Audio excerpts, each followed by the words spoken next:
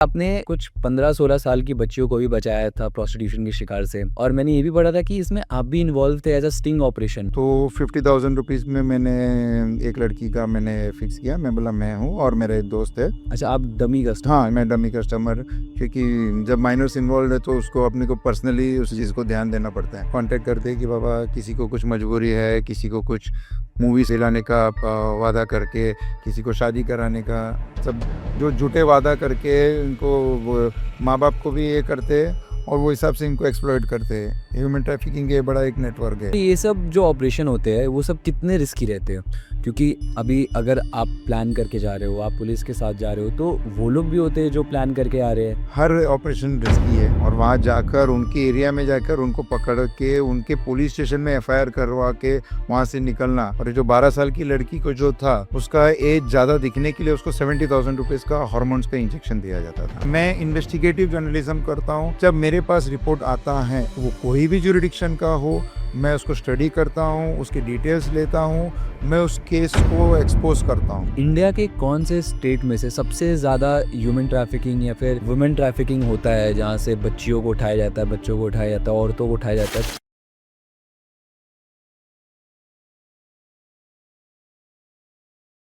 तो hello and welcome दोस्तों, मैं हूं आपका होस्ट और दोस्त आर्यन राजपूत और आप मुझे देख रहे हैं मेरी सहेली के यूट्यूब चैनल पर। और मैं आप लोगों से एक सवाल पूछना चाहता हूं कि हीरोज़ कौन होते हैं?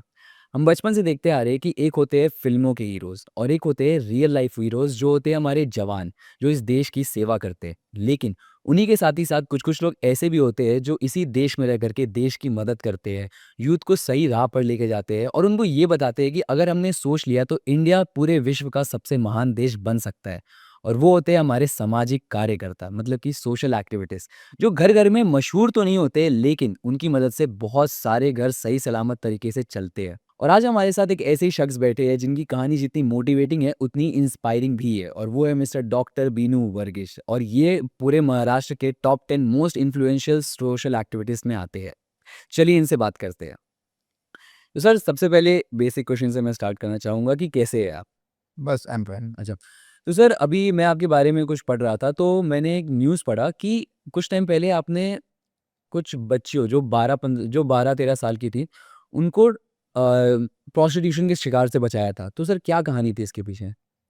बेसिक इंफॉर्मेशन मिले थे कि ऐसे दो बांग्लादेशी एक एजेंट लेके गुजरात से निकला है और वो बोरीवली स्टेशन पहुंचने वाले हैं।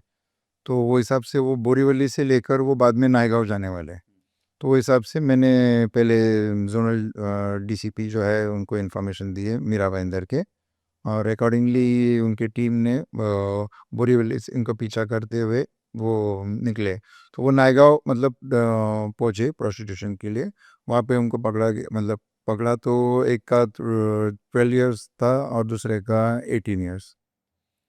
दोनों के रैकेट से और इन्वेस्टिगेशन किया तो फिर पता चला कि मतलब उनके पूरे फैमिली में मतलब ऑल अभी अभी तक कम से कम 17 बांग्लादेशी लोगों को पकड़ा गया है। गुजरात से काफ़ी नांदेड़ से काफ़ी लोगों को लेके आया है। अच्छा। और ये अभी चालू है इन्वेस्टिगेशन। तो सर, ये जो आपको इन्फॉर्मेशन मिली थी, तो वो कैसे मिली थी आपको? कहाँ से मिली थी कि लोकल इन्फॉर्मर नेटवर्क होते हैं, गुजरात से ही इन्फॉर्मेशन मिले थे। तो क्योंकि काफ़ी लोग ऐसे काफ़ी मतलब एक एजेंट यहाँ लेके आ रहा है तो वो माइनर्स की काफ़ी यहाँ पे डिमांड होती है। हुँ। तो दूसरा जो है उनके जो कॉम्पिटिटर होते जिसके पास वो गया नहीं तो उन्होंने अपने को कांटेक्ट किया था और उनका मोबाइल नंबर, फ़ोटो सब कुछ प्रोवाइड किया था कि ये बोरीवली इतना बजे 1 बजे ये तारीख को 26 जुलाई का डेट था। हुँ। तो उस टाइम पे बोरीवली स्टेशन उतरने वाला है, ये प्लेटफ़ॉर्म पे मतलब पीछे अनरिज़र्व्ड में बैठा है। तो उस हिसाब से कंप्लीट मोबाइल नंबर, फ़ोटो सब थे, तो लोकेशन और सब कुछ वहीं से ट्रैक हो रहा था। ओके। तो सर, मैंने अभी एक और न्यूज़ पढ़ी थी आपकी कि, और ये रीसेंट की बात है शायद से, कि आपने कुछ 15-16 साल की बच्चियों को भी बचाया था प्रोस्टिट्यूशन के शिकार से, और मैंने ये भी पढ़ा था कि इसमें आप भी इन्वॉल्व थे एज़ अ स्टिंग ऑपरेशन में। तो वो क्या कहानी थी सर? वो क्या केस हुआ था? केस 3 साल पहले का है। ऐसे इन्फॉर्मेशन मिली थी कि माइनर्स को प्रोस्टिट्यूशन में ये कर रहा था। तो एक 15 साल की लड़की थी और एक 16 साल की लड़की। तो माइनर्स के काफ़ी ऐसे डिमांड होते हैं, तो वो वैसे 2 लाख 3 लाख रुपए वगैरह इनिशियली बोलते हैं, डिपेंड्स ऑन द कस्टमर।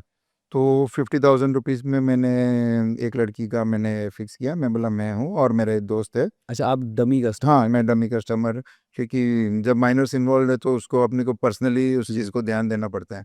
तो मैंने बोला मुझे भी, मेरे लिए भी और मेरे एक दोस्त है उसके लिए भी चाहिए, तो वो 2 लड़की लेके आ जाए। तो वो बोला नहीं पहले एडवांस दीजिए, तो फिर उनको एडवांस 5,000 रुपीज़ जीपे किया था।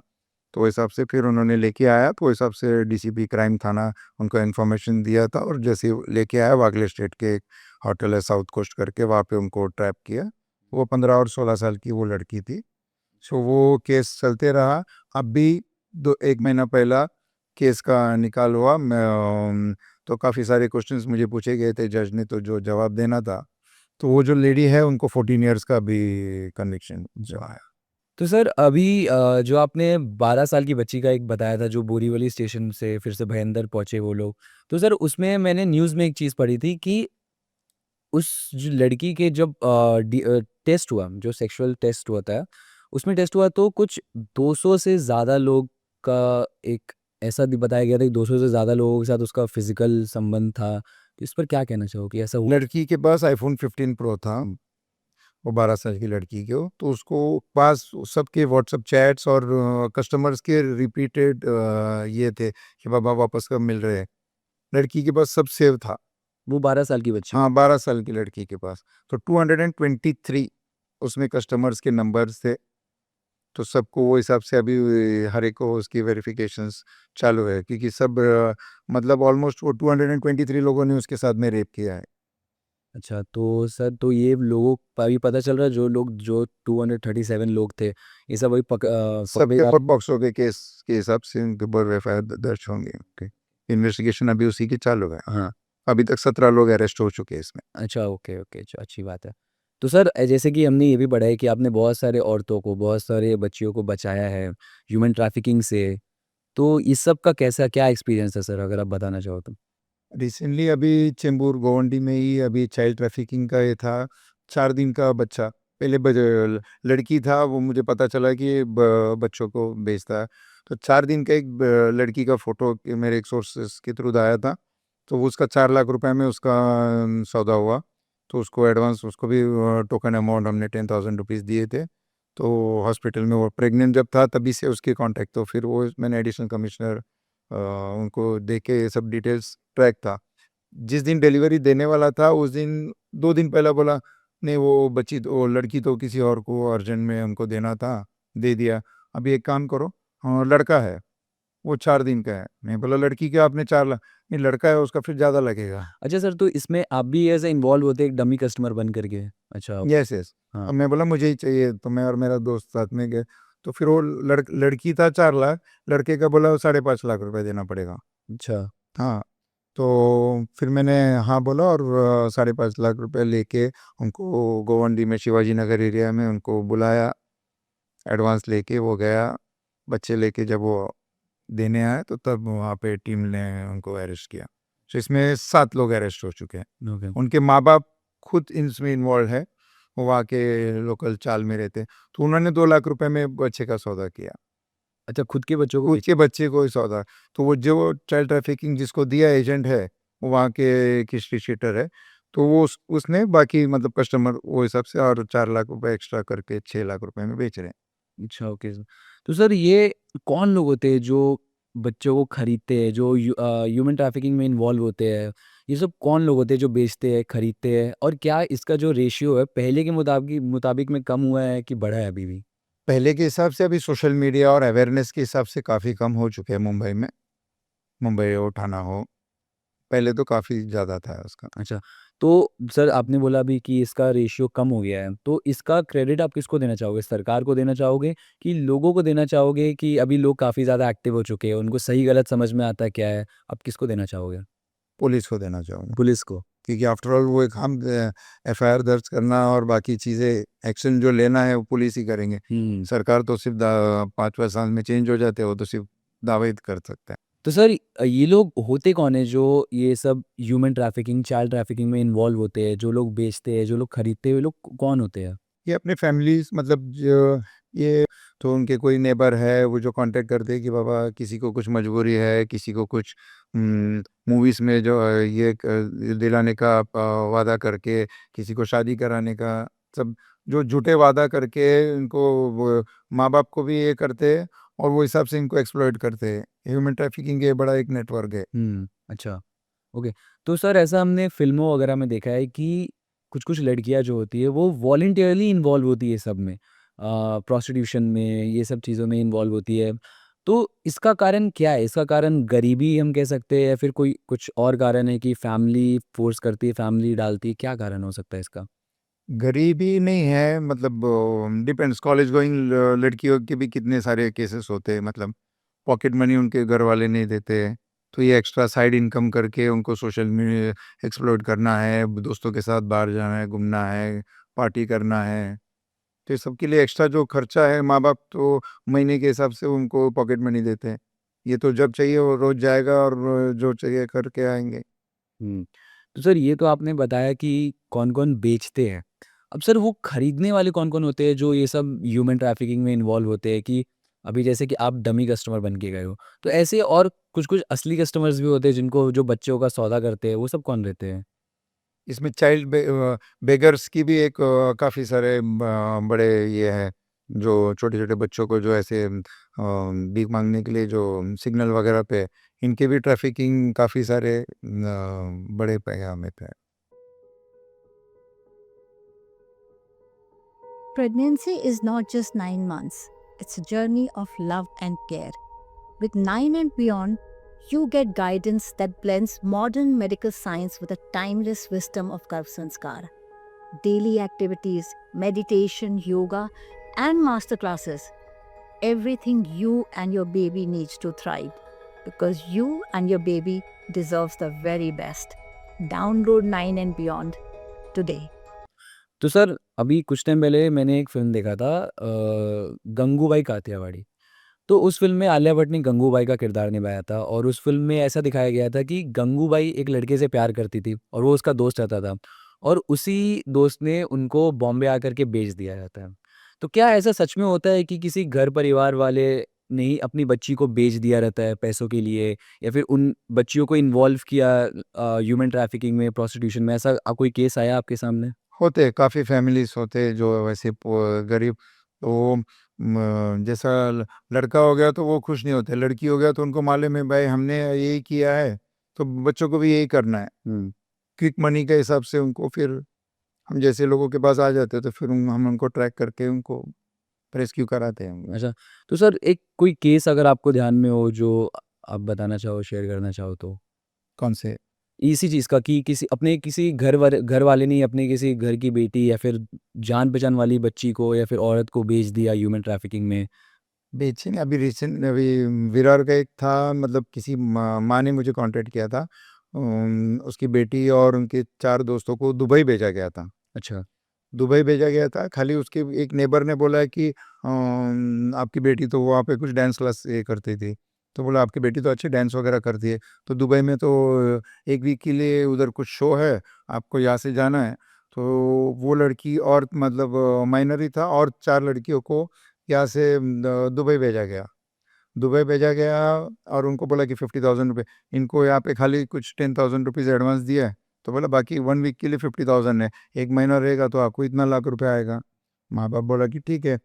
तो वो जब वो यहाँ पे फिर वसई विरार के एरिया में था, तो वहाँ पे वो कनेक्ट करने गया पुलिस स्टेशन में, ऐसा-ऐसा हमको उधर, तो लोकल पुलिस वहाँ के उस टाइम पे बोले कि ये तो हमारा काम नहीं है, ये एम्बेसी में हमको भेजना पड़ेगा। तो फिर किसी ने बोला कि वो वहाँ से मेरे कॉन्टैक्ट में आए, मैंने इसको उस चीज़ को ट्वीट एम्बेसी से और ये दुबई कॉन्टैक्ट कर उनको वहाँ से रेस्क्यू कराया था।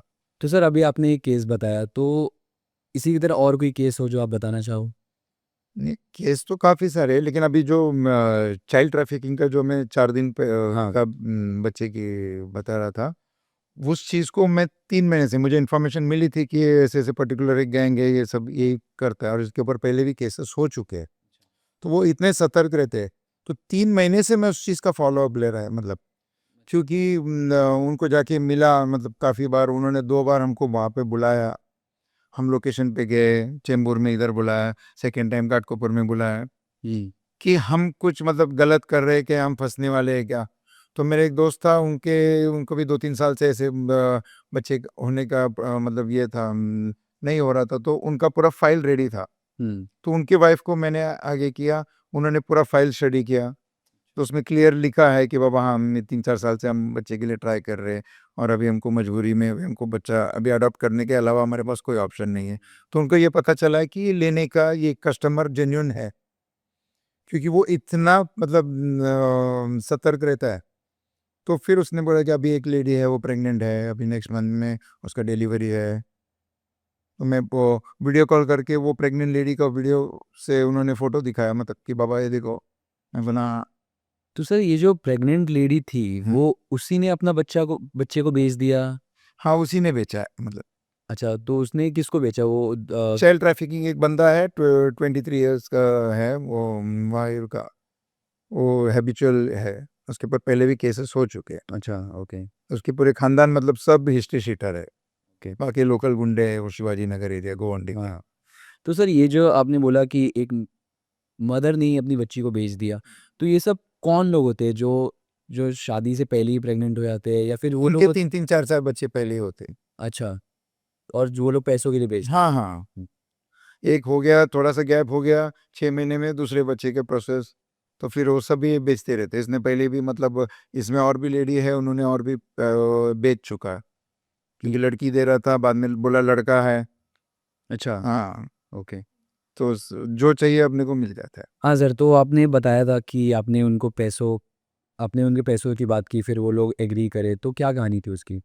इनिशियली जैसा जो इन्फॉर्मेशन मिला था, बोला कि ये 2 ढाई लाख रुपए में बेचते हैं।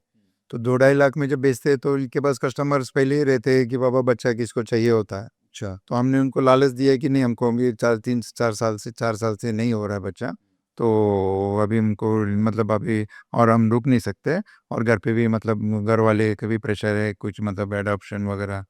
तो नॉर्मल एडॉप्शन के लिए भी मतलब वो प्रोसेस है, और फिर बैंक बैलेंस होना चाहिए, उसकी कुछ प्रोसेस तो ये तो क्या है इलीगल वे से मतलब। और इतना तक भी कि हॉस्पिटल में मतलब वो लोग हमारा उनका नाम वगैरह क्या चाहिए, हमने बच्ची का नाम भी दे दिया था।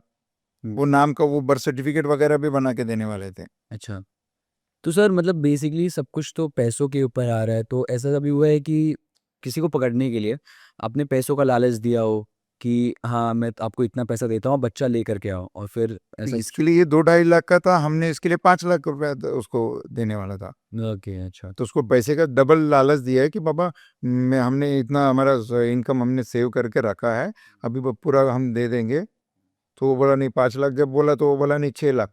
फिर 5,50,000 में उसके सौदा हो गया, अच्छा, और पैसा लेके फिर वो उसको वीडियो कॉल पे उसको बताया कि देखो बाबा कैश रेडी है, हम निकल रहे हैं यहाँ से। हाँ, तो वो सब पूरा उनको मतलब भरोसा हो गया। गाड़ी में आके बैठने के बाद भी पुलिस की टीम पूरे गोवंडी शिवाजी नगर एरिया में, मैं खुद वहाँ पे मौजूद था। तो मेरे कार में जाके तो वो आया, पैसे वहाँ से उन्होंने देखा, कंफर्म किया। माँ वहीं पे नज़दीक में एक रिक्शा में बैठा था बच्चे को लेके। तो ये बच्चे को लेके इनिशियली आया नहीं था। आया पहले पैसा लेके आया है क्या, सेफ है क्या, वो सब आजू-बाजू में देखा। तो काफ़ी सारे मतलब कुछ उनको डाउट नहीं आया। तो फिर बोला कि ठीक है। तो वो बोला अभी पैसा दे दो पहला। तो लाख रुपया पहले लेके गया। नहीं बोले लाख रुपए लेके वो वापस आने भी नहीं रहा, हाँ, रिस्क था। तो उनके एक लेडी कोई था, उसको बिठा के रखा, और जाके फिर माँ को बोला कि पैसा लेके आया ला। तब बच्चे को लेके जब वो आया, गाड़ी में बैठा बच्चे को लेके ऐसा देते वक्त, तब तक पुलिस ने वहाँ पे हम पहुँच गया, और मतलब वहीं पे थे, और पकड़ लिए थे उनको। अच्छा। तो सर ये सब जो ऑपरेशन होते हैं, वो सब कितने रिस्की रहते हैं? क्योंकि अभी अगर आप प्लान करके जा रहे हो, आप पुलिस के साथ जा रहे हो, तो वो लोग भी होते हैं जो प्लान करके आ रहे हैं। वो लोग कुछ ना कुछ तो प्लानिंग करते हैं, तो ये काफ़ी सारे प्लान कितने रिस्की होते हैं? काफ़ी सारे प्लान करते, क्योंकि वो हमें भी स्टडी करते पूरे। अच्छा, जैसे हम उनके ऊपर वॉच रख रहे हैं, तो उनके लोग, वो वहाँ के लोकल लोग हैं। इसमें से 3-4 लोगों को अलग से हमने पकड़े थे। तो क्योंकि एक्टिविटी नज़दीक आया, तो उनको जब पकड़ के लेके आए, उनको तो खाली डिटेन किया था और उनको छोड़ दिया था। तो वो बोला मुझे 2,000 रुपए दिया, मुझे 5,000 रुपए दिया, खाली आपके ऊपर ध्यान रखने के लिए। हुँ, जिसका इनसे कोई उनको क्या हो रहा है वो पता नहीं, कि बाबा इधर कुछ हम लोग चल रहा है, किसी को दारू पीने के लिए 2000 पकड़ो, 5000 पकड़ो, ऐसे 2-3 लेडीज़ को वहाँ पे रखा था उन्होंने। अच्छा, मतलब हमारे ऊपर वॉच रखने के लिए, अच्छा। लोकल, जो वहाँ पे कोई बुड्ढा टाइप, बुड्ढी टाइप कोई खड़ा है और जिसको हमको पता भी नहीं है। तो सर ये सब कितना रिस्की रहता है? आपके कोई अगर एक्सपीरियंस हो जिसमें आप एक कोई रिस्की ऑपरेशन में शामिल हुए हो, जो आप बताना चाहो? हर ऑपरेशन रिस्की है। जब हम दूसरे के एरिया में जाके, भले हम पुलिस तो वहाँ के लोकल है, लेकिन हम तो थाना से आए और वहाँ जाकर उनके एरिया में जाकर उनको पकड़ के उनके पुलिस स्टेशन में एफआईआर करवा के वहाँ से निकलना 3 बजे मतलब शाम को 4-5 बजे से लेके रात को तो सुबह 3 बजे हम लोग वो पुलिस स्टेशन से निकले एफआईआर करके। अच्छा, ओके, ओके। तो सर अगर मैं पूछूँ जैसे कि आपने जो चाइल्ड ट्रैफिकिंग का वाली बात बताई, तो सर जैसे कि आप बच्चा खरीदने वाला वो हुआ था, इंसिडेंट हुआ था आपके साथ, तो सर जो अब जो कस्टमर्स होते हैं, वो लोग एडॉप्शन का भी सहारा ले सकते हैं। तो एडॉप्शन का सहारा क्यों नहीं चूज़ करते हैं लोग जो सीधा जा चले जाते हैं बच्चे को खरीदने के लिए? ऐसा क्यों? एडॉप्शन का प्रोसेस लंबा है, बैंक में उसके लिए फिर वो पूरा प्रोसेस इतना अकाउंट में पैसा होना चाहिए, बच्चे के एजुकेशन देके, फिर उनको मालूम भी पड़ता है ना किसको हमने एडॉप्ट किया है। ये तो इल्लीगल तरीके से खरीद लिया, फिर ना तुम जाने ना हम जाने, वैसे वो सब है। अच्छा, okay. Looking for a trusted companion for your pregnancy journey? Nine and Beyond brings you a unique blend of modern science and ancient Indian wisdom. From expert led masterclasses to daily structured activities, everything is designed to support you every step of the way. Your complete guide to a confident, healthy pregnancy. Download 9 and Beyond today. तो अब sir जो बच्चे को बेचते हैं, उनको तो पता है कि एडॉप्शन का प्रोसेस बहुत ज़्यादा लंबा है, बहुत ज़्यादा बड़ा है। मेबी ये इस चीज़ का बेनिफिट उन लोगों को मिलता होगा ज़रूर। कि लोग अभी जैसे कि लोगों को अगर बच्चा चाहिए, तो वो लोग जाते हैं एडॉप्शन वाले और एडॉप्शन का अगर प्रोसेस लंबा है, तो फिर वो लोग दूसरा ऑप्शन देखते हैं कि हम बच्चा खरीद लेते हैं। सर उनको तो फिर बेनिफिट हो रहा है उसमें। बेनिफिट हो रहा है इसके लिए, वो दो माँ बाप को तो 2 लाख रुपए दे रहा था, हमको तो 5 लाख में, मतलब 3 लाख रुपए तो एजेंट ही ले रहे थे ना। अच्छा, तो एजेंट लेते वक्त जब हमने एजेंट को फर्स्ट टाइम कांटेक्ट किया, उसने इतने हमारे इंक्वायरी किया, ने आपको मेरा नंबर कहाँ से मिला? अच्छा। वो तो सबसे पहले सवाल है। हुँ, मैं बोला तो जो दोस्त थे उनके वाइफ बोला हम लोग हॉस्पिटल में जब कंटिन्यू जहाँ पे हम ट्रीटमेंट के लिए जा रहे हैं, वहाँ पे कोई नर्स था, उन्होंने बोला, तो बोला कौन नर्स है? तो बोला नाम नहीं याद है, उन्होंने बोला कि देखो इनको कांटेक्ट करो, शायद ये आपकी कुछ मदद कर सके। तो जिसको हमने पकड़वाया है, वो हर बार ये बोलता, देखो मैं ये सब झंझट में नहीं हूँ, मैं आपको खाली मदद कर रहा हूँ, मेरे पहचान के, मैं ये सब झंझट में नहीं हूँ, मैं मदद कर रहा हूँ। ऐसा बोल बोल कर वो पूरा वही मेन उसमें इन्वॉल्वमेंट था। अच्छा। तो सर अभी आपने एक नर्स का वो बात बोला, तो क्या हॉस्पिटल के स्टाफ भी इन्वॉल्व होते हैं ये सब चीज़ें? ये इस केस में 7 जन में से 1 नर्स है अच्छा, हॉस्पिटल का, हाँ। Okay, okay. तो और एजेंट के जैसा वो लोग काम करते हैं। नर्स को पता होता है ना कि ये फैमिली के इनको ज़रूरत है, इनको ज़रूरत है। हुँ, एक मिडलमैन का काम वो करता है। अच्छा, उनको कुछ कमीशंस के लिए उनको कमीशन मिलते हैं, हुँ, क्योंकि जिसको बच्चा नहीं हो रहा है, जो वहाँ पे हॉस्पिटल में विज़िट कर रहा है, ये तो डॉक्टर को पता है और नर्स को पता है। हुँ। डॉक्टर काम नहीं करेगा, तो नर्स जो है वो कुछ रुपयों के लिए बोलेगा नहीं वो कस्टमर है, उनका ये फ़ाइल है, ये मोबाइल नंबर है। तो सर आप हॉस्पिटल वाला केस बता रहे थे कि हॉस्पिटल के स्टाफ भी इन्वॉल्व होते हैं ये सब चीज़ों में, तो उस पर अगर कुछ विस्तार में बताना चाहो तो? हॉस्पिटल के स्टाफ के बगैर मतलब पॉसिबल ही नहीं है ना। मतलब जिसको बच्चा नहीं हो रहा है या जिसको बच्चे की ज़रूरत है, जो प्रॉब्लम है वो या तो डॉक्टर को या नर्स को पता है। और जब हम मतलब पेशेंट भी उनको ही पूछते हैं ना नर्स को कि क्या करें, तो वो कहते हैं कि नहीं, नहीं अभी तो आपका नहीं हो रहा है, या तो फिर आप प्रोसेस जो है वो करो। हुँ, तो फिर वो दूसरे चाइल्ड ट्रैफिकिंग के वो ही बताते हैं, हाँ, ऐसा मेरे पहचान का है, वैसा बच्चा वो उनको होने वाला है, उनके पास पहले 3 बच्चे हैं, 4 बच्चे हैं। हुँ, अच्छा। तो सर अभी जैसे कि आपने बोला कि जिनको बच्चा नहीं हो रहा है, वो लोग एडॉप्शन के पास जाते हैं, वो लोग चाइल्ड ट्रैफिकिंग में जाकर के बच्चा खरीदते हैं।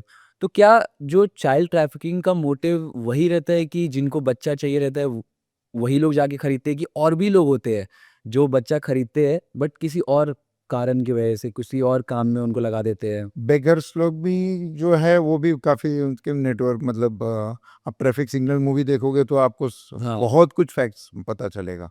मतलब मैं तो बोलता हूँ कि हम गरीब समझ के हम जो भिखारी आते हैं हम उनको भीख मांग देते हैं, तो हमको लगता है यार गरीब है। मुझे ये चीज़ का इन्फॉर्मेशन था काफ़ी, तो मैंने ठाणा के एक है बेगर है, उनका एक हाथ भी नहीं है, वो लंगड़-लंगड़ के। तो मुझे एक जन ने बोला था, बोलते इसके पास काफ़ी सारे पैसा है। तो मैंने एक बार उसको सिग्नल टफ काफ़ी टाइम तक मैं स्लो होकर मैंने उसको बोला, तो मैं बोला यार सालों से मैं तुमको देख रहा हूँ ये 3 हाथ नाका का सिग्नल, मैं बोला तुम इधर ही रहते हो, मैं बोला तो तुम कभी एरिया तो चेंज करो। लोग रोज़ आने वाला रोज़ तुमको पैसे नहीं देगा। रोज़ नया चेहरा दिखेगा तो पैसा देगा ना। रोज़ तुम्हारे लिए तो रोज़ या तो महीने का ले लो। तो बता रहे मज़ाक कर। मैं बोला फिर मैंने उसको पैसा दिया, मैं बोला तुमसे काम है। तो मैंने सिग्नल छोड़ दिया, मैंने उनको साइड में मैं बोला देखो, मैं बोला आपको आपको तो मैं काफ़ी सालों से यही देख रहा हूँ। तो मैं बोला मेरे को ज़रा घर ले रहा, ज़रा मेरे को प्रॉब्लम है, मैं बोला एक थोड़ा-सा मदद कर सकोगे? मैं बोला मैं आपको जो है इंटरेस्ट भी दूँगा। अच्छा। हाँ, तो बोला हमारे पास कहाँ है गरीब, हाँ? और मुझे उसका कन्फर्मेशन था। तो मैंने इसके लिए उसको बोला, मैं बोला आप, तो मैंने बोला आपका नंबर दो लिख के। मैंने नंबर लिख के उसको दिया। तो उस दिन मैं इंतज़ार किया, नहीं आया फ़ोन। 2 दिन के बाद फिर गया, मैं बोला अरे नंबर गुम गया। मैं बोला लो फिर से। मैं बोला कॉल तो करो, मैं बोला मिलो तो सही इधर से, अभी आपका ये तो अभी ड्यूटी टाइम है आपका। मैं बोला ख़त्म होने के बाद मिलो। तो बोलता मैं 9 बजे फ़ोन करूँगा। 9 बजे मुझे फ़ोन आया कोई आदमी का। तो मैं बोला कौन? तो बोलते हैं मेरा पिताजी ने नंबर दिया था, आप उनको मिले थे सिग्नल पे। मैं बोला ओके। नहीं कुछ पैसे क्या बोल रहे थे? मैं बोला हाँ मुझे 10 लाख रुपए चाहिए। नहीं, नहीं इतना तो नहीं है हमारे पास। मैं बोला 5 लाख तो दे दो। मैं बोला आप मेरे से स्टैम्प पेपर पे लिखवा के ले लो, हम महीने का मैं 5% के हिसाब से आपको इंटरेस्ट दे दूँगा, इंटरेस्ट चाहिए तो आप माइनस करके ले लेना। तो बोला नहीं आप मिलने आओ फिर हम डिस्कस करेंगे। अच्छा। हाँ, तो मैं मिलने के लिए गया। मैं बोला मुझे 10 लाख चाहिए। मैं बोला एक्चुअली, मैं बोला आप मेरे से लिख के ले लेना, आप मेरे घर आके देख लेना। और वो लोग सिग्नल के वहीं पे एक चाल में रहता है। अच्छा। हाँ, तो काफ़ी सालों से उनके माँ-बाप, बीवी, बच्चे सब पूरे खानदान भीख माँगने में इसमें ही है। हुँ। तो वो मुझे एग्री हो गया था, लेकिन आप कब तक दोगे? कितने टाइम के लिए चाहिए? मैंने लिया नहीं पैसा। मतलब वो रेडी था हुँ। कि बाबा मेरे पास 5-10 लाख उनके पास है। अच्छा सर, अगर वो रेडी हो गए आपको 5-10 लाख देने के लिए, तो इतने पैसे उनके पास आए कहाँ से? ये एक सवाल रोज़ जो आता है ₹5 ₹10 तो हर एक इंसान देता है। सिग्नल पे इतने-इतने देर अगर 180 सेकंड, 100 सेकंड्स जितने सेकंड्स वहाँ पे रुकते हैं, हुँ। उतने देर में जो भी आते हैं टक-टक, और जब तक तुम पैसे नहीं दोगे वो टक-टक, टक-टक करते रहेगा। अच्छा। तो सर अभी जैसे कि हमने चाइल्ड ट्रैफिकिंग के बारे में सुना, आपने बताया कि बेगर भी थोड़े इन्वॉल्व रहते हैं जो भीख माँगते हैं। तो सर मैंने एक टर्म सुना है वुमेन ट्रैफिकिंग, जो औरतों को बेचते हैं, खरीदते हैं, उसका उसका क्या उद्देश्य होता है? मतलब उसका आप अगर विस्तार में बताओ तो क्या होता है वो? डिपेंड्स, अभी मतलब प्रोस्टिट्यूशन के लिए आते हैं तो फिर वो आजकल तो 14-12 ईयर्स से लेके जो भी है वुमेन्स, फिर आजकल मतलब आजकल बच्चों का ही, मतलब लड़कियों का, यंग गर्ल्स का ही लोगों को क्रेज़ है। अब मुझे खुद को 10 साल की बेटी है तो मुझे वो चीज़ समझ रहा है कि जिसके बेटी है उनके माँ-बाप को क्या बीतता है। तो हुँ। इसके लिए मैं चाइल्ड ट्रैफिकिंग और इसमें मैं ज़्यादा ही इन्वॉल्व मतलब अभी होने लगा, और काफ़ी सारे चीज़ को मैंने एक्सप्लोर किया है। अच्छा। तो सर कोई एक ऐसा इंसिडेंट जो आप बताना चाहो जिसको अभी आप जैसे बोला कि आपकी एक बेटी है। तो अभी जो बेटी होती एक सॉफ्ट साइड तो आपका होगा ही। तो सर ऐसा कोई इंसिडेंट हुआ हो जो आपको आपने फ़ील किया आपने जब वो केस आपके पास आया तो आप बहुत ज़्यादा घबरा गए, आपको बहुत ज़्यादा बुरा लगा तो कोई केस ऐसा हुआ था?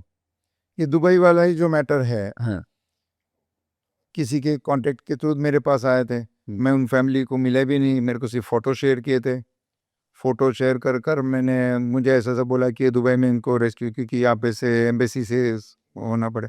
मैंने वो हिसाब से ट्वीट कर सोशल मीडिया में इसके सब डालकर, तो काफ़ी सारे चीज़ तो दुबई एम्बेसी, उधर यूएई एम्बेसी को कॉन्टैक्ट कर उनको लड़कियों को वहाँ से रेस्क्यू कराया था, क्योंकि उनको बंद करके रखा था कमरे में। अच्छा। और उनको यहाँ से डांस के लिए लेके गए थे। उनको वो कोई प्रॉब्लम नहीं, लेकिन वहाँ पे उनको प्रोस्टिट्यूशन के लिए उनको फ़ोर्स किया जा रहा था। अच्छा। तो किसी ना किसी के कांटेक्ट से उन्होंने अपने माँ-बाप को कांटेक्ट किया, उसमें से एक लड़की, सबके मोबाइल भी ले लिए थे। हुँ, 1 हफ्ता तक वहाँ पे था। अच्छा। वहाँ पे फिर आने के बाद में मैं उनके माँ-बाप पहुँचे, उनका माँ ने मेरे को फ़ोन कर बोला, बिनू जी आपने आप हमारे लिए भगवान जैसा है, हम आपको मिलेंगे, मैं आपका पाँव धोकर पानी पीऊँगा। मैं बोला कुछ नहीं, आपकी बेटी आपके पास पहुँच गई सेफ़ली। हुँ, मैं बोला, बोलता है नहीं, फिर आकर मेरे ऑफ़िस में मिले, हुँ। बुके लेके आया, पेड़ा लेके आया। मैं बोला तो सर आपने कैसे हेल्प किया उनकी वो लोग जैसे दुबई में थे, तो आपने कैसे हेल्प किया? मतलब क्या सोर्स लगाया आपने? किनसे एम्बेसी में काफ़ी, मतलब यहाँ पे इसको मैंने ट्वीट किए थे, हुँ, यूनियन में वो मिनिस्ट्री ऑफ एक्सटर्नल अफेयर, वो हिसाब से इनके काफ़ी सारे वो ट्वीट कर सोशल मीडिया में मैंने इसको ये किए थे, और मिड डे में इसके हेडलाइंस मेरे नाम के साथ में आए थे गुजराती पेपर, क्योंकि वो लड़की गुजराती थी। अच्छा, ओके। तो सर ऐसा बहुत बार हमने सुना है कि बाहर कोई स्टेट से, बाहर कोई देश से, जैसे आपने बांग्लादेश का एक इंसिडेंट बताया था, तो वो अगर इंसिडेंट अगर आप रिलेट करना चाहो, तो वो इंसिडेंट के बारे में अगर कुछ विस्तार में बताना चाहो तो क्या रिसेंटली मैंने काफ़ी सारे फॉरेन नेशनल्स के मैंने केसेस किए। ठाणे में तो अभी मैंने 3 उज़्बेकिस्तान का, उसमें भी मैं कंप्लेंटेंट ही हूँ। मैंने 4 लड़कियों को रेस्क्यू किया है। अच्छा, हाँ, कितने साल की थी सर ये लोग 4 लड़कियाँ? नहीं ये लोग 25-30, अच्छा ये लोग एडल्ट्स हाँ, एडल्ट्स थे, लेकिन सब उज़्बेकिस्तान। इनके पास से उज़्बेकिस्तान के पासपोर्ट, हुँ, सब वहाँ के। जो थाईलैंड के पासपो ये मिले। इन ये यहाँ आके इन्होंने यहाँ के आधार कार्ड वगैरह भी बनाए, अच्छा, और यहाँ पे रेंट पे जूहू में रहते थे। हुँ, जूहू से मैंने ठाणा में बुलाया, तो वो 1 घंटे के 25,000 चार्ज करते। तो मैं बोला मुझे, तो हमेशा वो लोग 2 ही लोग आते हैं। मैं बोला मैं हूँ और मेरे 3 दोस्त और हैं। मैंने बोला तो 4 लोग तो चाहिए ही। अच्छा एक आपने स्टिंग ऑपरेशन किया, हाँ, डमी वाली कस्टमर बन के। और इसमें मैं बोलता कि एक मैं हूँ और मेरे 3 दोस्त हैं, अभी गुजरात से आए हैं। मैंने बोला उनके लिए चाहिए।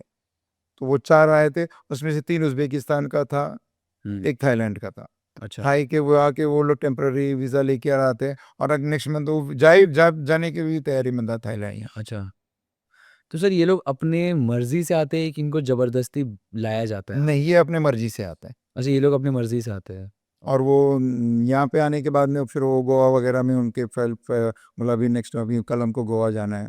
गोवा में इनका सब ज़्यादा तरीके से ये होता है। हाँ, मुंबई में ये बहुत मुश्किल से, मतलब यहाँ पे ज़्यादा उनको पता है कि गोवा जाएंगे तो सेफ है।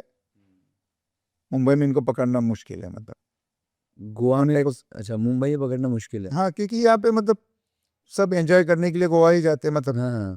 तो गोवा में वो हिसाब से वो लोग को प्रेफर करते हैं। अच्छा, अच्छा। तो यहाँ पे थाना या मुंबई से थाना वगैरह पे नहीं आते। हुँ, तो वो थाना बड़ी मुश्किल से आए थे। मैंने उनको भी मैंने अकाउंट में पैसे दिए एडवांस में, बोला आप आ जाओ, बाकी का हम इधर दे देंगे, 1 लाख रुपए 4 जन का 25,000 के हिसाब से। अच्छा। तो रेस्टोरेंट में आके फिर तभी पकड़े थे तो उसको। सर ये जो लोग जो बाहर देश के रहते हैं, तो ये लोग आप इनको लाइक पकड़ते हो तो इनको जेल होती है कि आप इनको वापस नहीं, इनको वापस भेजा जाता। वापस भेजा जाता है?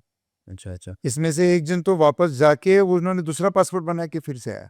अच्छा, वो बोला भी कि 2 या 3 साल पहला I have been arrested, and fake दूसरा पासपोर्ट बना के आ गया। अच्छा, ओके, ओके। तो सर अभी जैसे कि आपने इसी टाइप का दुबई वाला एक इंसिडेंट बताया था कि दुबई एक बच्ची फँस गई थी। तो उसी टाइप का अगर कोई और इंसिडेंट हो दुबई में 3 बच्ची थी। हाँ, 3 बच्ची थी, हुँ। फँस गई थी। तो और कोई इंसिडेंट हो जो आप बताना चाहो कि कोई कहीं जाके फँस गया है, फिर कोई बच्ची प्रोस्टिट्यूशन के शिकार में फँस चुकी है और आपके उनकी फैमिली मेंबर्स ने आपसे मदद माँगा है और आपने मदद किया है। तो कोई ऐसा इंसिडेंट हुआ हो जो आप बताना चाहो? और प्रोस्टिट्यूशन में भी वैसे हो, अभी हाल ही में एक लड़की, 15 इयर्स की लड़की मेरे ऑफिस में आई थी। हुँ, 15 इयर्स आपके ऑफ़िस में 15 ऑफिस में आए थे माँ-बाप के साथ में। 15 ईयर ओल्ड लड़की 6 महीना प्रेग्नेंट थी। अच्छा, अबॉर्शन नहीं हो रहा था। एक लड़के ने उसके साथ में खाली फ़ोटो में शादी किया, हार पहनाया, उसके साथ शादी किया, उसके साथ फिज़िकल रिलेशन रखा। जो रखा है वो भी कोई मेड का लड़का है। तो ठाणा का ही था। वो जैसे आया, मैंने फिर वो हिसाब से तुरंत उसके जो है वीडियोस, मतलब माँ बाप के लिए मैंने लोकल जोन डीसीपी को भेजा। इमीडिएटली उसका माँ बाप, उसके सामने वाले के पूरे खानदान, सबके ऊपर एफआईआर हो गया। अच्छा। Okay, okay. तो क्या कहानी थी सर उसकी? मतलब उसने बच्ची को फँसाया था, फंसा है। किया था और वो लड़का बहुत बड़ा था? लड़का भी छोटा था। अच्छा लड़का तो हाँ, लड़का भी माइनर ही था, मतलब 17 ईयर था, ये 15 ईयर। Okay okay. आजकल वो मेजर ये होना ज़रूरी नहीं है, आजकल माइनर लोग ही मतलब वो 18 ईयर्स का जो एज लिमिट है वो मतलब आजकल तो 16 साल से ही सब कुछ करते हैं, और लड़कियां तो 12 साल से ही मतलब हाँ। रॉन्ग ट्रैक पे चला जाता है। अच्छा, तो सर अगर मैं आपसे अगर पूछना पूछना चाहूँ तो अब ये यूथ है, यूथ एक गलत दिशा में जा रहा है, तो जो सरकार है, जो उनके पेरेंट्स हैं, वो अभी क्या कर सकते हैं जिसकी वजह से यूथ एक सही राह में आए, सही दिशा में आए? क्योंकि अगर 15 साल की बच्ची प्रेग्नेंट हो रही है, तो ये तो गलत हो जाएगा। तो इसको कैसे सुधार सकते हैं हम लोग? एनजीओ वगैरह का सहारा ये जो लेकर के 15 साल का फिर वो जब काफ़ी महीनों के बाद छूट के आया तो उसको बेल इस तरीके से मिला कि वो बोला मैं ये बच्ची को अडॉप्ट करूँगा, मैं इससे 18 साल के बाद तुमसे मैं शादी करूँगा। Okay, okay. अच्छा तो सर अगर इसको सुधारना हो, तो कैसे बच्चों को कैसे सही राह पे लेकर के आ सकते हैं? काफ़ी सारे एनजीओस इसके अवेयरनेस तो कर ही रहा है, मतलब सोशल मीडिया की तरफ से हो, एनजीओ की तरफ से है, तो उसी से मतलब अवेयरनेस कर रहा है, लेकिन वो फॉलो करना लोगों को ज़रूरी होता है। अच्छा, तो सर अभी ना मैं एक साब आपसे एक सवाल पूछना चाहूँगा कि अभी कुछ टाइम पहले मैंने एक फ़िल्म देखा था जिसका नाम था केरला स्टोरी और उस फ़िल्म में भी वुमेन ट्रैफिकिंग के ऊपर बहुत ज़्यादा हाइलाइट किया गया था, बहुत बहुत ज़्यादा विवादों में भी रहा था। तो उसमें ऐसा दिखाया गया था कि एक लड़की रहती है, उसकी शादी होती है मुस्लिम लड़के से और फिर उसको किसी मुस्लिम कंट्री में लेके जाया जाता है, फिर उसके साथ रेप होता है, जो भी होता है। तो क्या ये सब होता है अभी भी और क्या लव जिहाद और वुमेन ट्रैफिकिंग से कनेक्ट करता है एक दूसरे से? नहीं, कनेक्ट नहीं, लव जिहाद वो अलग एक इशू है, चाइल्ड ट्रैफिकिंग अलग है, मतलब नहीं, चाइल्ड ट्रैफिकिंग नहीं सर, वुमेन ट्रैफिकिंग मतलब वुमेन कौन से कौन? ट्रैफिकिंग, हाँ, बट लव जिहाद वो अलग, तो मतलब वो उसी के हिसाब से ही चलता है, मतलब अच्छा, ओके। चलता है सब, बंद कुछ भी नहीं है। अच्छा, तो सर क्या कोई कोई इंसिडेंट हुआ था कि ऐसा कि किसी लड़की की शादी करवाई हुई और फिर उसको कन्वर्ट करवा दिया गया और फिर उसको नहीं, लव जिहाद का कोई मैटर मेरे पास मतलब इतने पर्सनल ही नहीं है, मतलब अच्छा, ओके। तो कोई वुमेन ट्रैफिकिंग का केस अगर आपके पास आया हो? ये वुमेन ट्रैफिकिंग के तो आते रहते अच्छा, हैं कंटिन्यूस सब कुछ। तो कोई एक केस अगर आप बताना चाहो तो अभी? वुमेन ट्रैफिकिंग के काफ़ी सारे, इतने सारे हैं कि मुझे ही खुद को याद करना पड़ता है, मतलब क्योंकि सबके न्यूज़ आ चुकी है, तो फिर मुझे ही गूगल सर्च करके मुझे याद आ जाता है कि कौन से वुमेन ट्रैफिकिंग रिलेटेड रिसेंटली था या जो भी है। ओके। तो सर अभी आप बता रहे थे कि लड़कियों का खरीदना, बेचना ये सब था और अभी हाल-फिलहाल में मैंने आपका एक केस पढ़ा था पाली हिल विलेज वाला, यस, तो उसका क्या केस था आप अगर बताना चाहो तो? एक famous Pali hill village resort Kashigaon police station Mira road के हद्दी में है। अच्छा, फैमिलीज़ के लिए वो मतलब काफ़ी है। तो वहाँ पे मुझे पता चला है कि वहाँ पे एक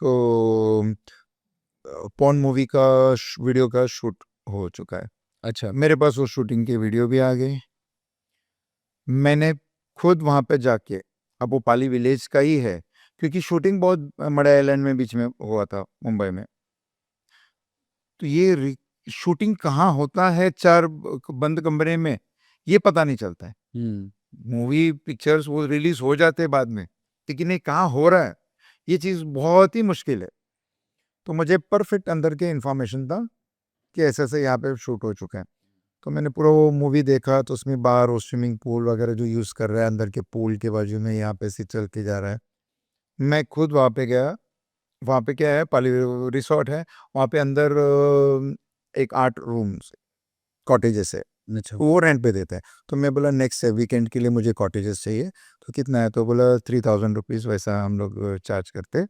मैं बोला मुझे 8 का 8 अगर पूरा चाहिए, तो बोला इतना इतना 24,000 आपका हो जाएगा, चलो। लेकिन ये सैटरडे संडे तो आपने 8 के 8 कॉटेजेस बुक कर नहीं, मैं बुक करने के बहाने गया, अच्छा, क्योंकि वो जहाँ पे फैमिली रेस्टोरेंट और ये है, ये वहाँ से चल के मतलब वहाँ पे ऐसे तुम जाओगे तो वो पूछेगा क्या है, खाना खाने के लिए आए, डाइनिंग एरिया है यहाँ पे, वाइन का यहाँ पे एग्जाम्पल, तो वो राइट साइड में है। तो मैं बोला जब बुक करना मुझे देखना है, तो बोला फिर सब मैंने देखा, और मेरे पास जो वीडियो था मैंने उससे वेरीफाई किया कि हाँ ये यहाँ से चल के आया। तो वो हिसाब से मैंने वहाँ के ज़ोनल डीसीपी को इसके डिटेल्स शेयर किए थे, हुँ, और पुलिस भी वहाँ पे मेरे साथ में आकर पहले स्पॉट वेरिफिकेशन किया पहला, कि बाबा हाँ, मैं बोला देखो ये रिज़ॉर्ट, हाँ, ये यहाँ से चल के आ रहा है, एफआईआर दर्ज हो गई। जो एक्टर है फिर पता चला कि मतलब ये पूरी मूवी 55,000 में वो मूवी बनाए थे। अच्छा, लेडी था, 3 एक्टर्स था और एक मोबाइल से ही शूटिंग की हुई थी। तो लेकिन जब शूटिंग की थी तो उनका कहना है, तो एक रिटायर्ड डीसीपी है, वो उसका रिसॉर्ट है अच्छा, पारडी करके, हाँ, रिटायर्ड। तो वहाँ पे उस जब हम लोग वेरिफिकेशन के लिए गए थे तभी भी वहाँ पे बैठे थे। ओके, तो उस चीज़ का उसका भी एफआईआर, मतलब एफआईआर मैंने ही किया। काफ़ी सारे इधर-उधर से फ़ोन भी आए, तो उसका कोई ये नहीं है। लेकिन ये ऐसे मूवी मतलब, तो अभी भी उसके जो मैं एक्टर है वो अभी भी अंदर है, मतलब जो फुल प्रोड्यूसर डायरेक्टर दोनों को पकड़ा है, हुँ, मोबाइल से शूटिंग कर कर। और कुछ 14 लैक्स के ऊपर, मतलब नहीं, 1 करोड़ 40 लैक्स का उसका व्यूज़ भी पहुँचे अच्छा, मूवी के। Okay, okay. तो सर इसमें होटल के जो जितने भी स्टाफ्स थे या फिर होटल के जो मेंबर्स थे वो सब भी इन्वॉल्व थे, जो जैसे मेरा वही कहना था कि इसमें होटल वाला बोलता है हमको मालूम नहीं। मैं बोला जब मुझे रिसॉर्ट, मुझे रेंट, मैंने आपको पूछा कि मुझे वहाँ पे कॉटेज चाहिए, आप तो मेरे पीछे-पीछे आ गए। हाँ, पीछे-पीछे आ गए तो वहाँ पे तो लोग हैं, बोलता नहीं वो अभी फुल है, वो 2 जन ने। जब ये शूटिंग हो रहा था, तब तो कोई रूम में कुछ भी नहीं दिख रहा था। मतलब उस टाइम पे उसने सब कॉटेज लिया है ना। हुँ, अच्छा, सब कॉटेज तो लिया है, वो एक्टर और यही दिख रहा है, तब तो आपके वेटर भी नहीं दिख रहे कोई यहाँ पे। अभी तो वेटर घूम रहे हैं यहाँ पे, कोई बियर लेके जा रहा है, इधर लेके जा रहा है। हुँ, तो मतलब इसका मतलब होटल्स मैनेजमेंट और होटल के ओनर को पता है ना कि ये हम रिसॉर्ट क्यों किया है इधर, ये पॉर्न मूवी का शूटिंग हो रहा है, इसके लिए हम बुक कर रहे हैं। अच्छा, एक फैमिली रिसॉर्ट है जहाँ पे अच्छे खासा है, बच्चे जाते हैं वहाँ पे, अगर ये पॉर्न मूवी का ये, तो वो काफ़ी एक्सपोज़ हुआ है और अभी उसका भी अभी चार्जशीट वगैरह अच्छा। फाइल हो रहा तो सर वो जो होटल के जो ओनर थे वो रिटायर्ड पुलिस है। ऑफिसर थे। तो उनके उनको भी ऊपर बुलाया था स्टेटमेंट के लिए, वो बोलता है मुझे कुछ मालूम नहीं है। अच्छा, ओके, ओके। तो सर अभी जैसे आपने बोला कि एक फ़ॉर्न मूवी की शूटिंग हुई थी, उसमें एक्टर्स भी थे। तो ये सब कौन एक्टर्स थे? ये लोग जो मुंबई आ ये एकदम सी ग्रेड है। इसमें जो है ये पॉर्न मूवी में तो सी ग्रेड है। अच्छा, तो ये लोग वही होते हैं जो एक्टर बनने मुंबई आते हैं, वही सब इंक्लूड एक्टर बनने जो आता है, एस्पायरिंग मॉडल्स वगैरह को रिसेंटली भी अभी मेरा बंदर में अभी एस्पायरिंग मॉडल्स है और उसको एक्ट्रेस है, उसको अभी अरेस्ट किया था। तो ये काफ़ी सारे ऐसे मॉडलिंग करने के जो आते हैं, वो कोशिश करते हैं मॉडल्स के लिए, या फिल्म में जब फेल हो जाते हैं, नहीं मिलते, तो हुँ, प्रोड्यूसर डायरेक्टर लोग ही काफ़ी है लोग जो उनके मिसयूज़ करते हैं। फिर वो ना इधर के उधर रह जाते हैं, फिर वो प्रोस्टिट्यूशन में इन्वॉल्व हो जाते हैं, अच्छा, ओके। क्योंकि उनको क्विक मनी मिलता है। हाँ, तो सर ये एक्टर्स के ऊपर भी केसेस चल रहे हैं, जो लोग ये बहुत सारे, काफ़ी सारे लोग हैं, मतलब हुँ, एक्टर्स ये पोर्टफोलियो वगैरह निकाल लेते हैं। हाँ, 20-25 हज़ार रुपए में नॉर्मल वाले पोर्टफोलियो निकाल देते हैं। किसी में तो कोई साइड रोल भी कर लेते हैं, बोलते हैं फिर मैं सीरियल एक्ट्रेस हूँ। वो अच्छा, भले सीरियल में मेन लीड पे हो या किधर भीड़ में खड़ा हो, तो भी वो बोलता है मैं ये सीरियल में एक्टिंग किया है। हुँ, हुँ, हुँ, तो वो हिसाब से एक्टिंग किया है, सीरियल्स में है करके उनके रेट्स वगैरह भी वो लोग, फिर वो बोलता है नहीं मुझे इतना ही चाहिए, मैं 50,000 चार्ज करती हूँ, मैं अच्छा। 25,000 लूँगी, मैं 1 लाख रुपए लूँगी। हम हुँ। ऐसे।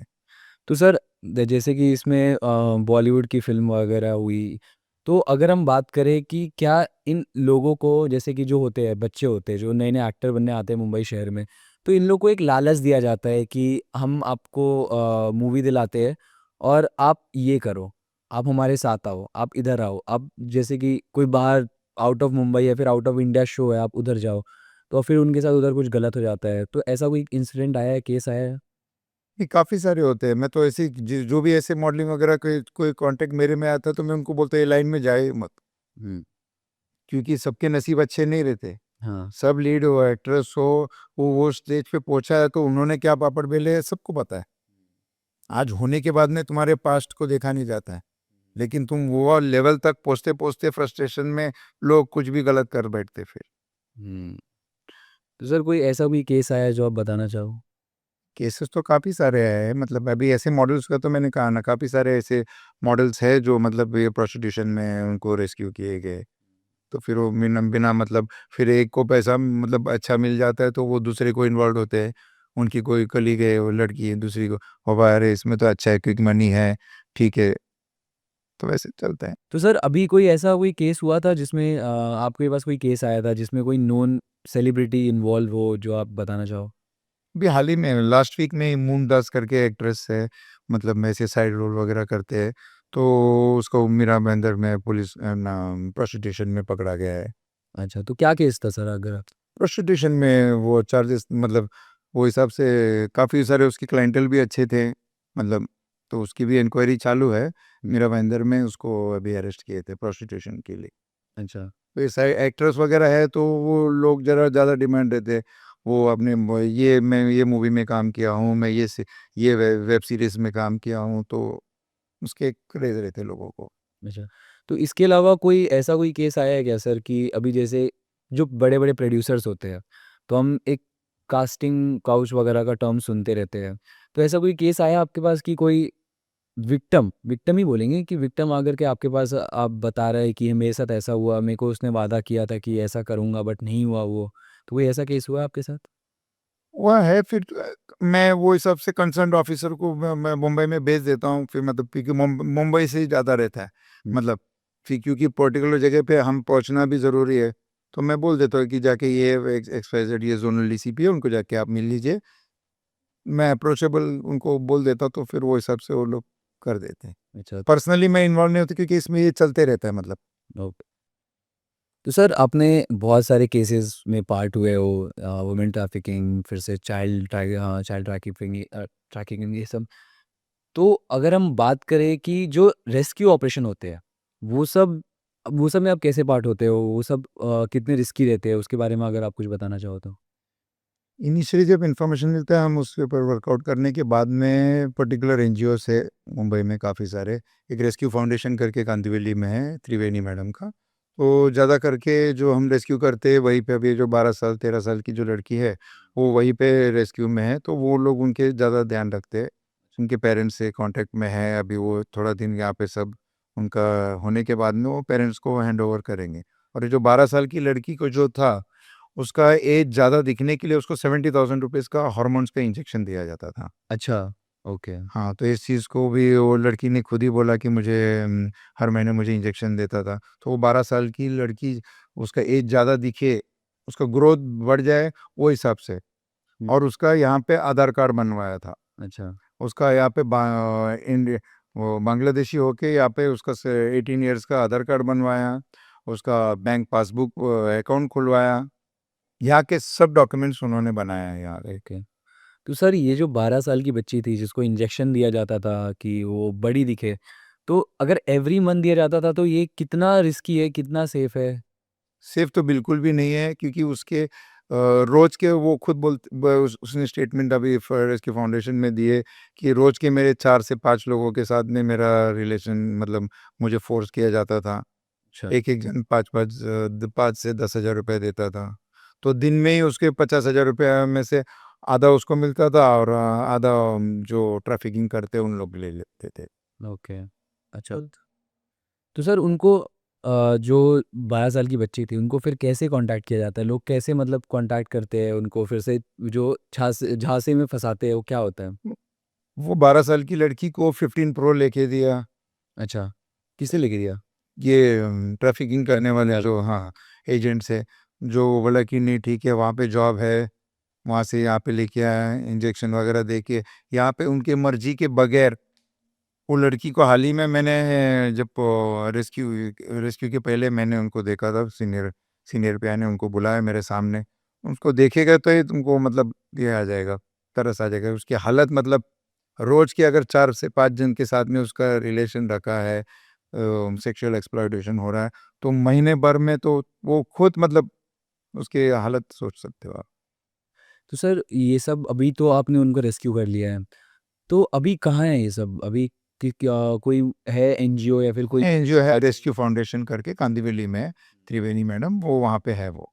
तो आपने कभी कोशिश की कि इनके पेरेंट्स को भी कॉन्टैक्ट किया जाए? वहाँ से एनजीओ वाले वो परफेक्टली उनके माँ-बाप से बात भी किया है, सब कॉन्टैक्ट हो चुके हैं। अच्छा, तो अभी अगर सर होता है अब कुछ-कुछ होता है कि सोसाइटी कभी-कभार एक्सेप्ट नहीं करती ये सब चीज़ें। सोसाइटी अगर वो लड़की यहाँ पे रहेगी तो एक्सेप्ट नहीं करेगा, लेकिन अगर माँ-बाप के पास जाएगा, तो उधर ज़्यादा तरीके से उनको क्या हुआ है, मुंबई में क्या हुआ है, ये ज़्यादा नहीं मालूम रहता है ना उनके गाँव में। तो सर ये तो वो 12 साल वाली बच्ची का हुआ जो अभी अपने गाँव चली जाएगी बांग्लादेश।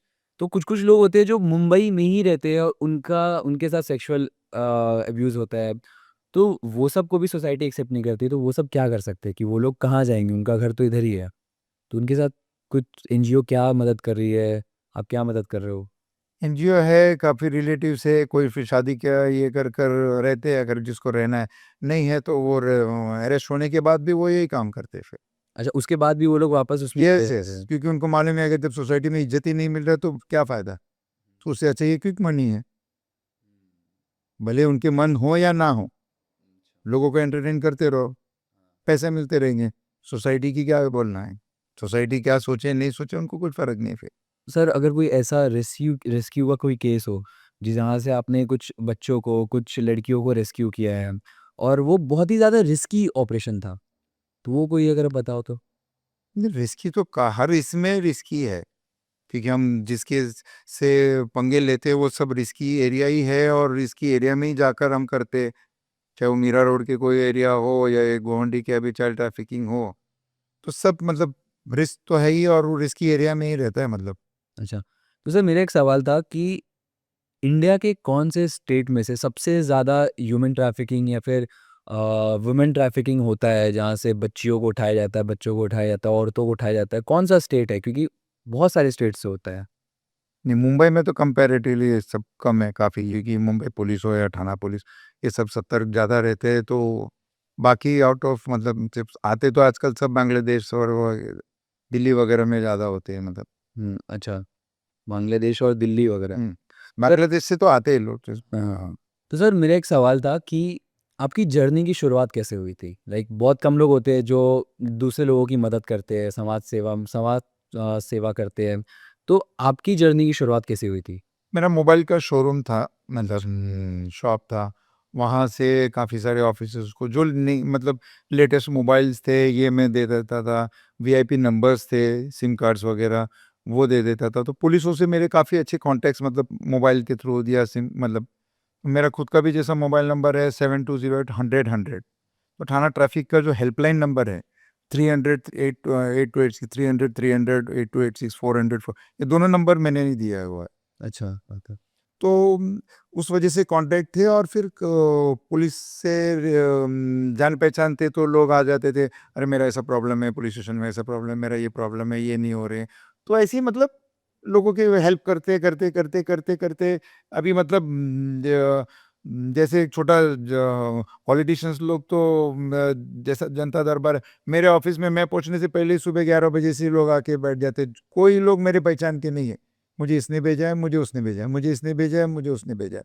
परसों आई थी एक टीएमटी की कंडक्टर लेडी, तो बोला मुझे आपका नंबर मोबाइल नंबर और वो ये लेके हाथ में आया। मैं बोला किसने दिया? नहीं हमारे एक सर ने दिया है, वो आप मत पूछो।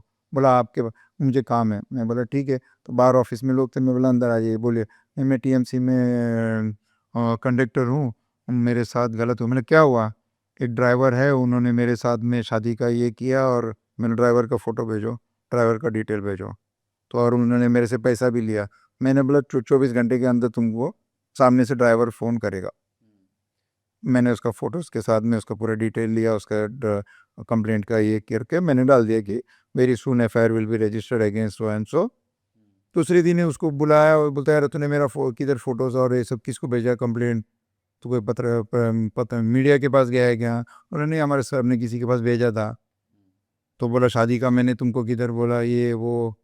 अभी मतलब कुछ पैसे जो लिए थे पैसे तो वापस दे दिए, बोले सब मत कंप्लेंट करो, मेरा नौकरी जाएगा। हुँ, तो कोई भी चीज़ इंस्टेंट मतलब आ जाता है तो तुरंत हो जाता है। अच्छा। तो सर ये तो आपका एक केस हुआ बट अभी तक अगर ये मेरा एक पर्सनल क्वेश्चन है कि अभी तक आपने कितने केसेज़ सॉल्व किए या फिर कितने केसेज़ आपके पास आए हैं? हज़ारों किए ऑफ़िशियली तो मेरे मैं जो ट्वीट करता हूँ 950 के आसपास में मैंने अभी तक ट्वीट किया है। इसमें से 50 या 60 छोड़ के 900 के ऊपर एफआईआर्स हो चुके हैं। अच्छा। ये तो जो ट्वीट किए, विदाउट ट्वीट किए काफ़ी सारे, जैसे कल के दिन में ही मैंने 5 एफआईआर करवाए। अच्छा। तो काफ़ी सारे, उसमें से 2 ट्वीट किए तो 3 नहीं किए। तो हज़ारों एफआईआर्स कोई भी हो, चाहे वो कोई क्राइम रिलेटेड हो, बाइक स्टंट्स हो, कार रिलेटेड हो, कोई भी, तो उसके ऊपर एफआईआर्स कर चुके। अच्छा, तो सर अभी एक बाइक स्टंट वाला आप बता रहे थे, तो उसका क्या इंसिडेंट था अगर बताना चाहो तो? बाइक के stunt without helmet, dangerous driving और ये सब करके खुद के सोशल मीडिया, इंस्टाग्राम, वो फेसबुक प्रोफाइल में इसमें डाल देते हैं, कुछ फॉलोअर्स बढ़ाने के लिए, व्यूज़ बढ़ाने के लिए। तो जैसे ही किसी ने भी डाल दिया तो मेरे पास उसकी वीडियो पहुँच जाते हैं। मैं फिर उसको स्क्रीन रिकॉर्डिंग, क्योंकि काफ़ी लोग फिर डिलीट कर देते हैं, तो उसको मैंने ट्वीट किया, उसके ऊपर कल एफआईआर हो गया है। अच्छा, अच्छा। डेंजरस ड्राइविंग का, विदाउट हेलमेट, बाइक स्टंट के और वो सब। तो कोई ऐसा इंसिडेंट हुआ है, कोई बड़ा कोई सेलिब्रिटी या फिर इन्फ्लुएंसर ने किया? अभी रिसेंटली वो वर्ली सीलिंग में वो एक म्यूजिक ये था, वो वहाँ पे सुसाइड का अटेम्प्ट कर रहा था, खाली स्टंट कर रहा था, उसके ऊपर भी मेरे मेरी वीडियो बनाने के लिए? सिर्फ वीडियो बनाने के लिए वो खड़ा रह के, तो उसका ट्वीट किया, उसके ऊपर भी एफआईआर हो चुका है, काफ़ी सारे हो चुके हैं। अच्छा, ओके, ओके।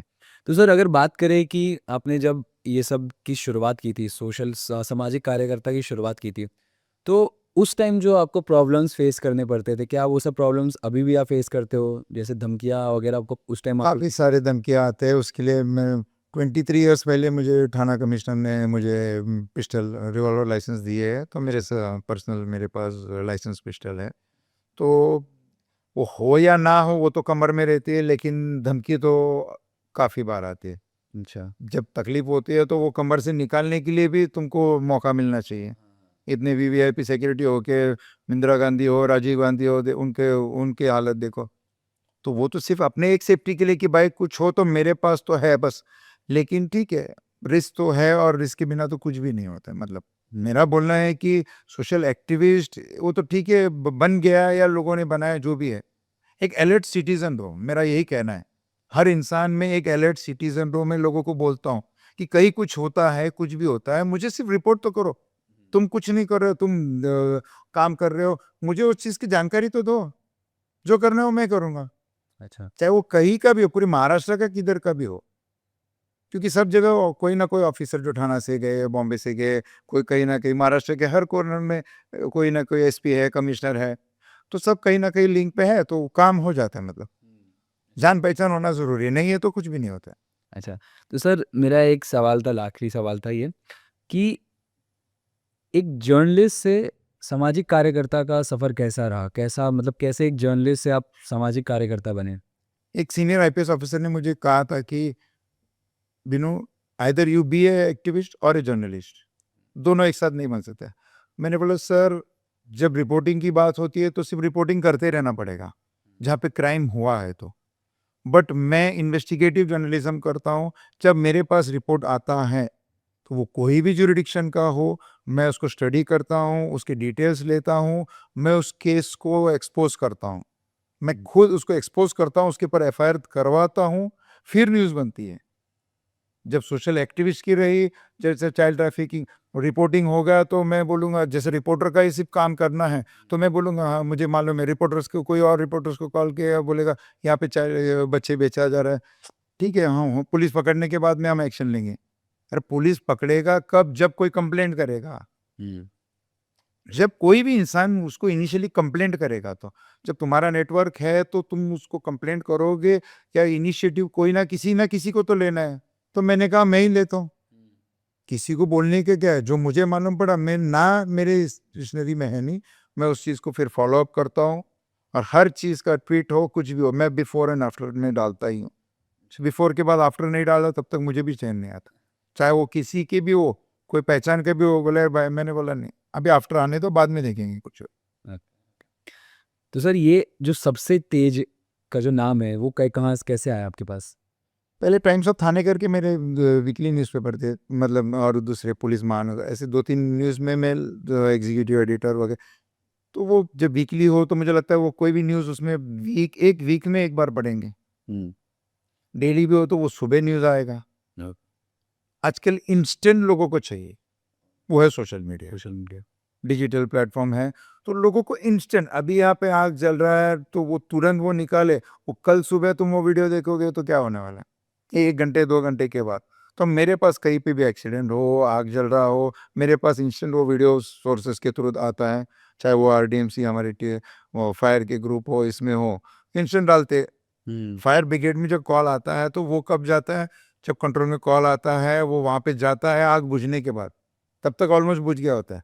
कोई ना कोई फायर एक्सटिंग्विशर से गाड़ी के उसमें से बुझा। मेरे पास तो जलते हुए का वीडियो आता है। अच्छा, चलो sir, thank you so much, आप आए, हमारे सन को टाइम दिया, थैंक यू सो मच।